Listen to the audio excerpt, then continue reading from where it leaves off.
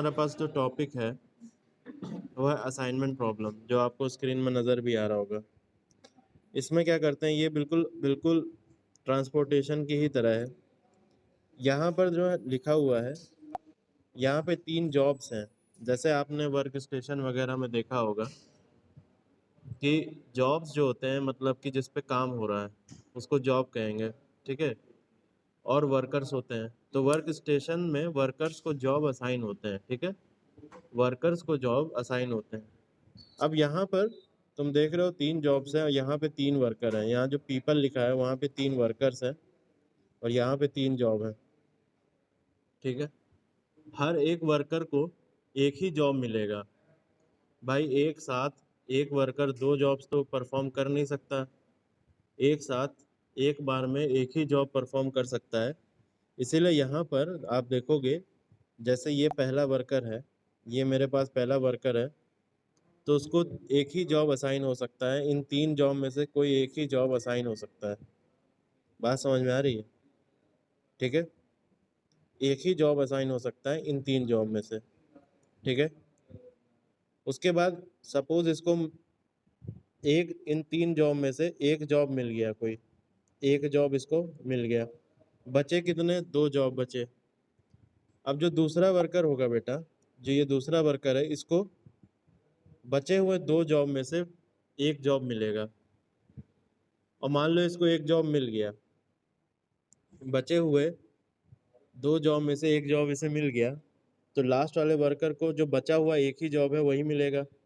तो देखोगे कि डिस्ट्रीब्यूशन जो है n फैक्टोरियल वेज से हुआ है। यहाँ पे डिस्ट्रीब्यूशन करने का n फैक्टोरियल तरीका है।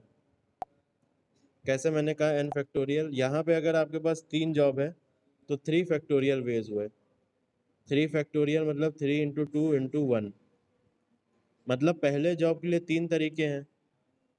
पहला जॉब जो है 3 वर्कमैन के पास जा सकता है, या एक वर्कमैन को 3 जॉब मिल सकते हैं। तो पहले जॉब के लिए 3 तरीके, एक को असाइन हो जाने के बाद दूसरे जॉब के लिए 2 तरीके, और एक एक जो आपका बचा हुआ है वो लास्ट एक ही होगा। तो देखोगे 6 वेज से हम डिस्ट्रीब्यूट कर सकते हैं। क्या सभी को ये बात समझ में आ रही है? इसमें कोई दिक्कत अभी तक किसी को कोई दिक्कत अभी तक?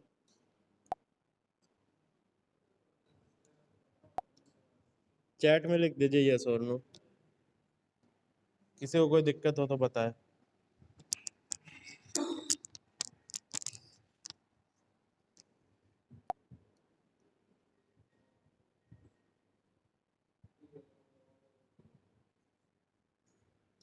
तो यहाँ पे देखिए, ट्रांसपोर्टेशन प्रॉब्लम में जैसे कि आपने देखा था, एक सप्लाई पॉइंट होता है और एक डिमांड पॉइंट होता है। तो सप्लाई पॉइंट से डिमांड पॉइंट, जब हम इस तरह से एक मैट्रिक्स टेबल बना रहे थे, याद होगा आपको, और हम एलोकेशन कर रहे थे, तो यहाँ पे कोई भी वैल्यू आ सकती है। एलोकेट कर रहे थे तो यहाँ 6 आ रहा था, कहीं 10 आ रहा था। इसका मतलब ये हुआ कि आपका जो सप्लाई है वहाँ से 10 यूनिट जो है निकल के डिमांड पॉइंट पे जा रहा है। यही बात है कि नहीं है? लेकिन असाइनमेंट में तुम एक चीज़ देखो, यही ट्रांसपोर्टेशन प्रॉब्लम जो है रिड्यूस हो जाती है, क्योंकि तुमको पता है कि एक जो वर्कर है, मेरा एक वर्कर है, वो एक ही जॉब परफॉर्म कर सकता है। अब अगर तुम ट्रांसपोर्टेशन से इसको कंपेयर करो, तो एक वर्कर मेरा एक सप्लाई पॉइंट हो जाएगा, सप्लाई, और एक हो जाएगा डिमांड। तो देखोगे कि डिमांड भी एक की है और सप्लाई भी एक की है। इसका मतलब ये हुआ कि ट्रांसपोर्टेशन प्रॉब्लम का ही एक रिड्यूस्ड फॉर्म होता है असाइनमेंट प्रॉब्लम, जिसमें आपकी जो डिमांड भी 1 है और सप्लाई भी 1 है। क्या सभी को ये बात समझ में आ रही है जो मैं बात कर रहा हूँ? मुझे आवाज़ नहीं आ रही किसी की भी।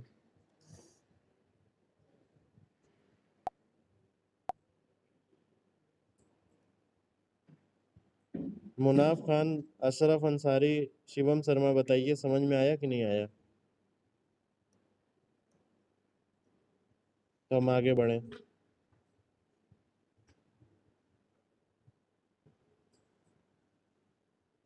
हेलो, मेरी आवाज़ आ रही है क्लियर?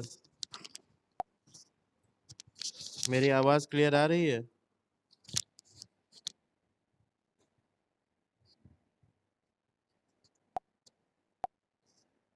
ठीक है। तो आप मुझे बताइए, मुनाफ खान का भी रिप्लाई आया है। मुझे दो चीज़ बता दीजिए, जो मैं स्क्रीन पे लिख रहा हूँ वो मेरे आवाज़ से कोई लैग तो नहीं हो रहा है किसी भी तरह का? लैग लैग वगैरह तो नहीं हो रहा है?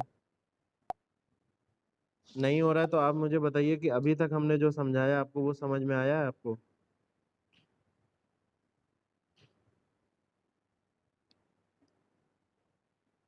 ट्रांसपोर्टेशन पढ़ा ही नहीं है पिछले लेक्चर्स में। सर थोड़ा समझ में आया है। वही बात है ना, आप लोग बीच में ज्वाइन कर रहे हो। अब मैं पूरा ट्रांसपोर्टेशन ख़त्म कर चुका हूँ और यहाँ पे कोई भी ऐसा बच्चा नहीं अभी आज आया है जो प्रीवियस लेक्चर्स में आता था। आज जो 3 सेट हैं बच्चों के, शिवम जो है शुरू में आता था यूनिट 2 के शुरुआत में, उसने फिर छोड़ दिया। तो इससे पहले आपसे पहले दूसरा बैच आता था। आप लोग बैच वाइज पढ़ते हो क्या? कि मैं एक ही सब्जेक्ट में 2-3 बैच बना दूं आप लोगों के? अब यहाँ पे अशरफ आया है, मुनाफ आया, शिवम आया है। पिछली क्लासेस में अंकुर गौर आता था, अरुण आता था, हरि मोहन आता था, नितांशु आता था और शैलेंद्र महेंद्र पाल, यही 5-6 बच्चे आते थे।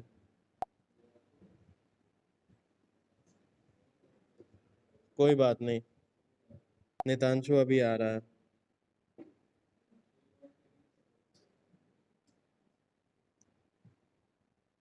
कोई दिक्कत नहीं है, शादी में चले गए थे तो अब आप रेगुलर रहिएगा, कोई प्रॉब्लम नहीं है। और दूसरी चीज़ कि हमने यूट्यूब पे सब वीडियोस आपने देखा होगा, हमने डाल भी दिया है। तो जो पुराने वीडियोस हैं, जो पुराने कॉन्सेप्ट्स हैं, उसको वहाँ से रिवाइज कर लीजिए। ठीक है, एटलीस्ट यूनिट 2 का देख लीजिए। देखो अब मैं तुम लोगों को समझाता हूँ शुरू से क्या बात है। ट्रांसपोर्टेशन प्रॉब्लम पहले हल्का फुल्का बताता हूँ, फिर आपको असाइनमेंट प्रॉब्लम में ले जाता हूँ। देखिए क्या होता है, ट्रांसपोर्टेशन प्रॉब्लम हमने जो इससे पहले पढ़ा था उसमें ट्रांसपोर्टेशन कर रहे थे। ट्रांसपोर्टेशन का मतलब क्या है? सामान को एक जगह से दूसरे जगह ले जाना। सामान को मैं आपको दिखाता हूँ। मान लो कि आपके पास 3 जगह पे डिमांड है। डिमांड मतलब कोई भी शॉप है या कस्टमर है, उसके पास डिमांड है, या आप ही कोई ना कोई आइटम ऑर्डर करते हो फ्लिपकार्ट और अमेज़ोन से सपोज। तो अब इनके पास वेयर हाउसेज होते हैं। मान लो यहाँ पे 3 वेयर हाउसेज हैं। ये मान लो वेयर हाउसेज हैं, 3 वेयर हाउसेज है, वेयर हाउस 1, 2, 3। ठीक है। अब देखिए क्या होगा, जैसे इसके पास भी कोई ना कोई क्वांटिटी में होगा सामान। मान लो इसके पास 100 है, इसके पास 200 है, इसके पास 300 है। कुछ ना कुछ क्वांटिटी में वेयरहाउस में सामान रखा होगा। ठीक है। ट्रांसपोर्टेशन प्रॉब्लम में हम यही करते हैं कि एक जगह से दूसरी जगह पे ट्रांसपोर्ट करते हैं किसी सामान को। एक जगह से दूसरी जगह पे ट्रांसपोर्ट करते हैं किसी सामान को। अब आप कहोगे कि इसमें कौन सी प्रॉब्लम है, ट्रांसपोर्टेशन इजीली आप कर दोगे, लेकिन इसमें बात ये।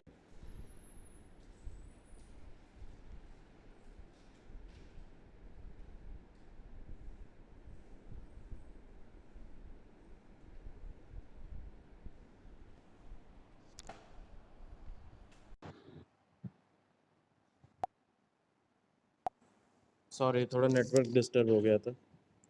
कह रहा हूँ कि जैसे मान लीजिए वॉइस बहुत ब्रेक हो रही है। अच्छा एक मिनट रुकिए।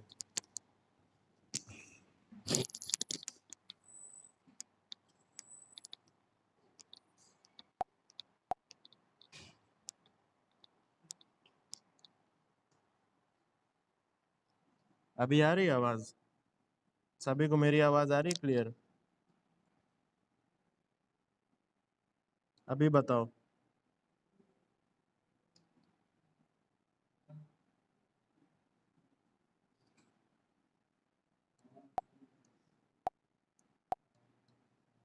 नितांशु बताओ मुझे।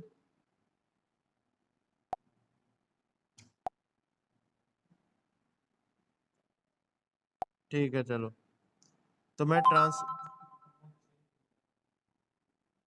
तो मैं आपको बेसिकली ये बता रहा था ट्रांसपोर्टेशन में प्रॉब्लम के बारे में। एक वेयरहाउस से, सपोज यहाँ पे एक वेयरहाउस है, वेयरहाउस नंबर 1, कस्टमर कितने हैं? 3 हैं।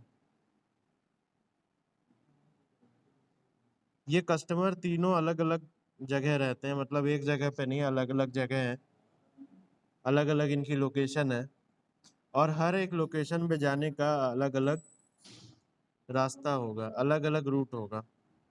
मैं कहता हूँ कि पहला कस्टमर जो है, जो पहला रूट है वो 8 रुपीज़ लगता है पर यूनिट पहुँचाने में कॉस्ट। दूसरा कस्टमर लगता है 9 यूनिट। तीसरे कस्टमर को पहुँचाने में यहाँ 10 यूनिट लगते हैं सपोज। ठीक है, तो आप ऑब्वियसली क्या करोगे, आपका कॉस्ट मिनिमाइज करना है। आपको ट्रांसपोर्ट तो करना है लेकिन आपको कॉस्ट भी मिनिमाइज करनी है। तो आप क्या करोगे, पहले वाले कस्टमर की सारी डिमांड पूरी कर दोगे। सपोज इसके पास भी डिमांड 100 का था और यहाँ पे 100 है, तो आप क्या करोगे, सारी की सारी डिमांड यहाँ पूरी कर दोगे। 800 रुपये लगेंगे आपका खर्चा। ये मिनिमम होगा, ये मिनिमम होगा। लेकिन यही मैं आपसे कहूँ कि प्रॉब्लम को थोड़ा और कॉम्प्लिकेट कर दूँ, और मैं कहूँ कि यहाँ पर एक वेयरहाउस नहीं है, यहाँ पे कई वेयरहाउसेज है। यहाँ पे एक और वेयरहाउस है, यहाँ पे एक और वेयरहाउस है, यहाँ पे 2 वेयरहाउसेज और हैं, और हर वेयरहाउस से 3-3 रूट निकल रहे हैं कस्टमर तक पहुँचने के लिए। 3-3 रूट हर वेयरहाउसेज से निकल रहे हैं। तो प्रॉब्लम थोड़ा और कॉम्प्लिकेट हो गई आपके पास, प्रॉब्लम थोड़ा और कॉम्प्लिकेट हो गई। अब आपको कैसे कैसे रिसोर्सेज को एलोकेट करना है, मतलब कितने वेयरहाउस से कितना सामान जाएगा, किधर एलोकेट हो रहा है। एलोकेट होना मतलब कि सोर्स से लेके लोकेशन तक पहुंचना जहां पे डिमांड है। ठीक है, कि आपका ओवरऑल कॉस्ट जो है मिनिमाइज हो जाए। इसको करने की टेक्निक हमने सीखी थी ट्रांसपोर्टेशन में। बात समझ में आ रही है? अभी जो इससे पहले पढ़ा था हमने, बहुत डिटेल से समझा था, बहुत ज़्यादा, कि ट्रांसपोर्टेशन प्रॉब्लम में हम कैसे ये सारी टेक्निक सीखते हैं। 3 तरह की टेक्निक सीखी थी उसमें मेनली। ठीक है, असाइनमेंट प्रॉब्लम में यही चीज़ जो है थोड़ी सी बदल जाती है, मतलब कि ट्रांसपोर्टेशन प्रॉब्लम का ही रिड्यूस्ड फॉर्म असाइनमेंट में आ जाता है। और असाइनमेंट में ये होता है बेटा, असाइनमेंट में इसलिए नाम भी अलग है, लेकिन आप देखोगे तो लगभग एक ही जैसा कुछ है। ये जॉब है, job number 1, job number 2, job number 3। Job number 1 का क्या मतलब है कि कोई कंपोनेंट है, इस पे काम होना है। अब एक वर्कर तो एक ही कंपोनेंट पे काम करेगा ना, मतलब कि ये जो जॉब है, या तो इसे असाइन होगा, या तो इसे असाइन होगा, या तो इसे असाइन होगा। ठीक है, बात समझ रहे हैं? उसी तरह ये जो जॉब है, ये वाला जॉब, ये या तो इसे असाइन होगा, या तो इसे असाइन होगा, या तो इसे असाइन होगा। अब इसमें मैं यही कह रहा हूँ आपसे, सपोज आपने यहाँ पे जॉब जो है असाइन कर दिया, मान लो ये वाला जॉब असाइन हो गया, किसी इन तीनों में कोई एक पर्सन था जिसको आपने असाइन कर दिया जॉब। और इस तरह से असाइन करने के 3 वेज हुए, 3 तरीके हुए। प्रोबेबिलिटी एंड पीएनसी, ये सब पीएनसी में ये सब पढ़ा होगा। 3 तरीके हुए हैं आपके पास पहले जॉइन को असाइन करने के, या तो इसको करो, या तो इसको करो, या तो इसको करो। ठीक है, 3 तरीके हुए। एक जॉब असाइन हो गया, ये वाला जॉब असाइन हो चुका है। दूसरा वाला जॉब आया, ठीक है, एक वर्कर को असाइन हो गया। यहाँ से कितने वर्कर बचे? यहाँ 2 ही वर्कर बचे, क्योंकि एक वर्कर को असाइन हो चुका है। अब कितने तरीके होंगे? तो देखोगे 2 तरीके होंगे, क्योंकि 2 जॉब 2 वर्कर, तो कितने तरीके होंगे? 2 तरीके होंगे। भाई एक जॉब जो है, 2 में से कोई एक जो है, किसी 2 वर्कर को ही तो एलोकेट करोगे।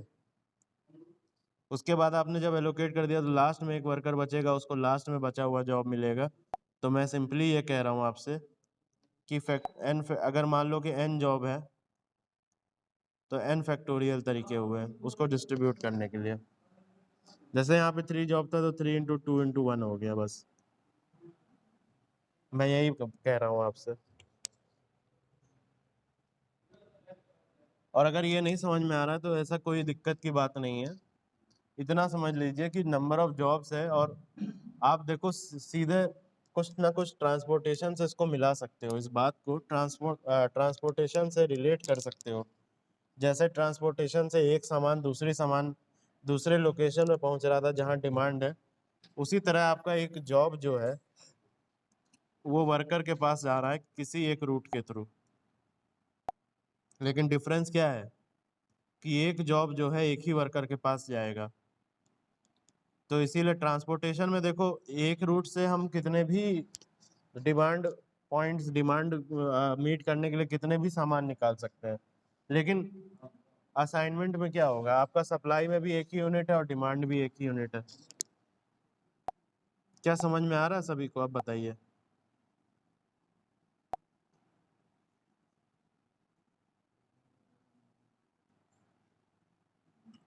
तुम्हें तो आ ही रहा होगा, तुम प्रीवियस लेक्चर्स कर रहे हो। मैं इससे पूछ रहा हूँ, मुनाफ, अशरफ अंसारी, शिवम शर्मा, इन लोगों से।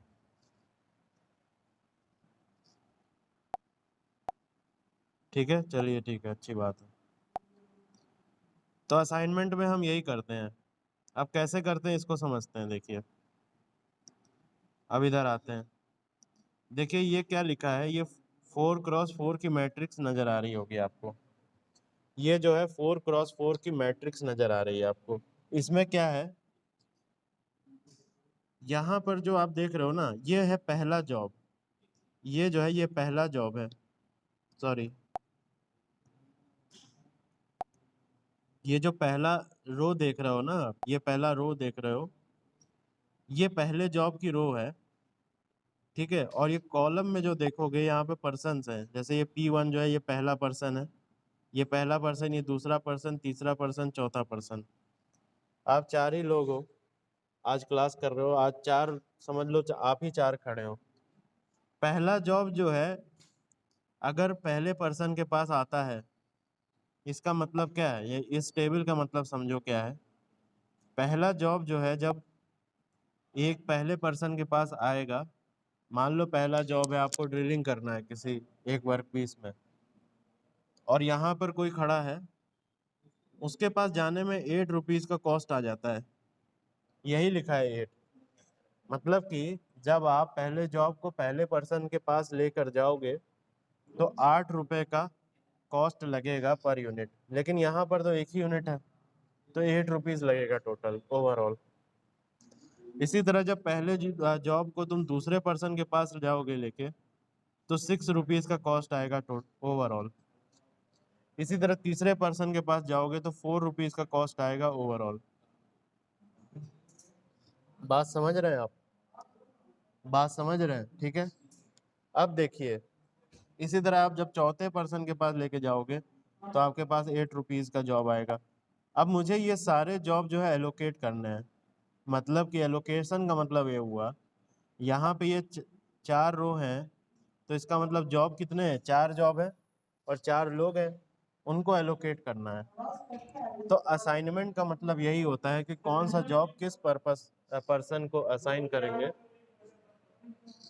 कौन सा जॉब किस पर्सन को असाइन करेंगे कि आपका ओवरऑल कॉस्ट जो है मिनिमम आ जाए, आपका ओवरऑल कॉस्ट मिनिमम आ जाए। यही आपको करना है असाइनमेंट प्रॉब्लम में। क्या और बात समझ में आई आपको।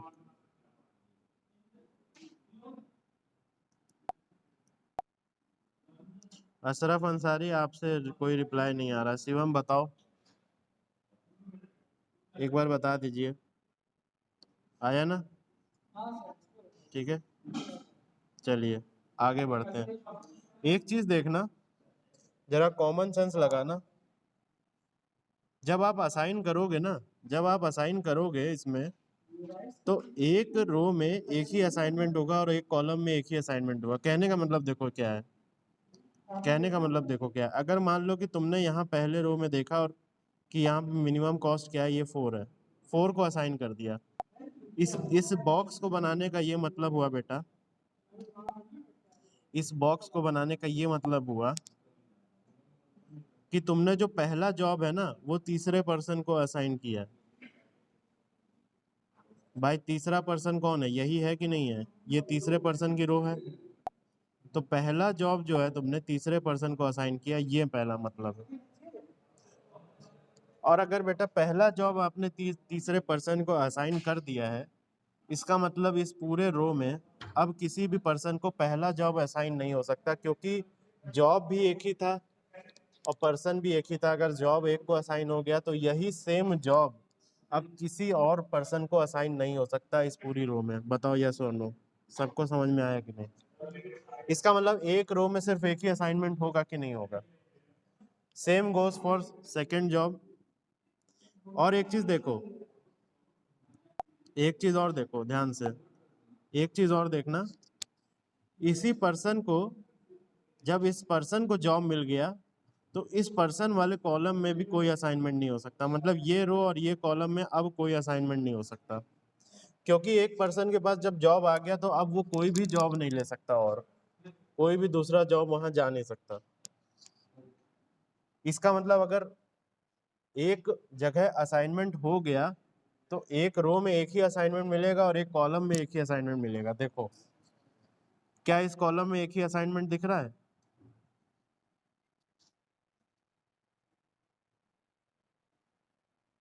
इसको कोई जॉब पहुंचा नहीं सकता कोई और। मतलब अगर मान लो J1 असाइन हो चुका है तो J2 नहीं मिल सकता, J3 नहीं मिल सकता, J4 ये सब मिल ही नहीं सकता। तो जब नहीं मिल सकता तो यहाँ पे कोई असाइनमेंट होगा ही नहीं। और पहला वाला जॉब जब इसको मिल चुका है थर्ड पर्सन को, तो किसी और पर्सन को मिलेगा नहीं।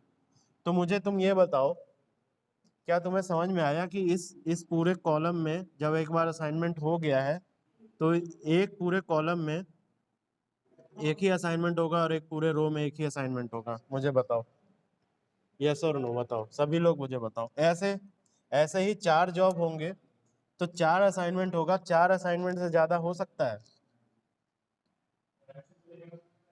भाई चार जॉब है, चार लोग हैं, चार ही तो जॉब असाइन करोगे। और चार जॉब भी ऐसे, सर ये दूसरा जॉब ले नहीं सकता, और हाँ ठीक है बिल्कुल सही है। और लोगों को समझ में आया? चार जॉब है, चार पर्सन को असाइन कर रहे हो तो चार ही जॉब असाइन होंगे, और ऐसे होंगे कि हर कॉलम और हर रो में एक ही असाइनमेंट हो रहा हो।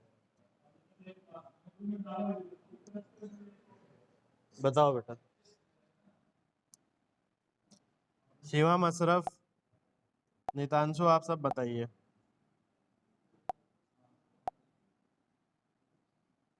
नितांशु, अशरफ, शिवम शर्मा, आप लोग सब बताइए, क्या आपको बात समझ में आ गई है?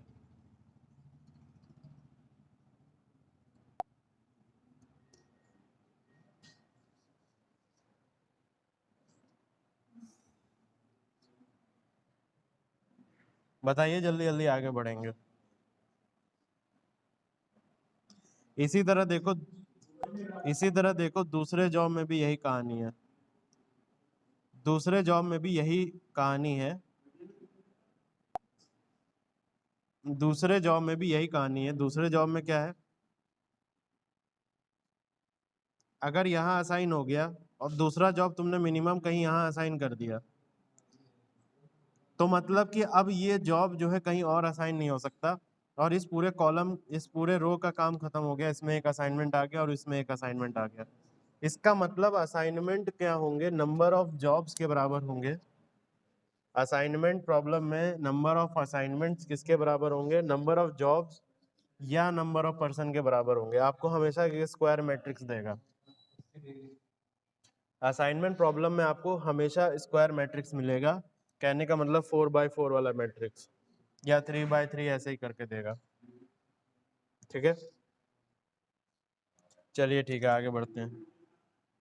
और हर कॉलम और हर रो में सिर्फ और सिर्फ एक असाइनमेंट होगा। ठीक है, हाँ अच्छा।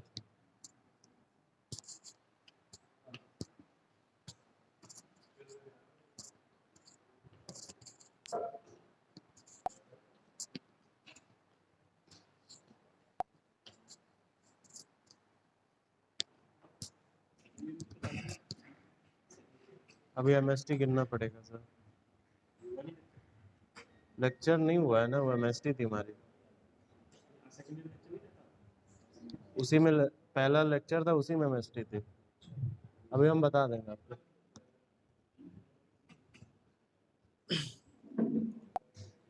तो देखिए क्या होगा अब।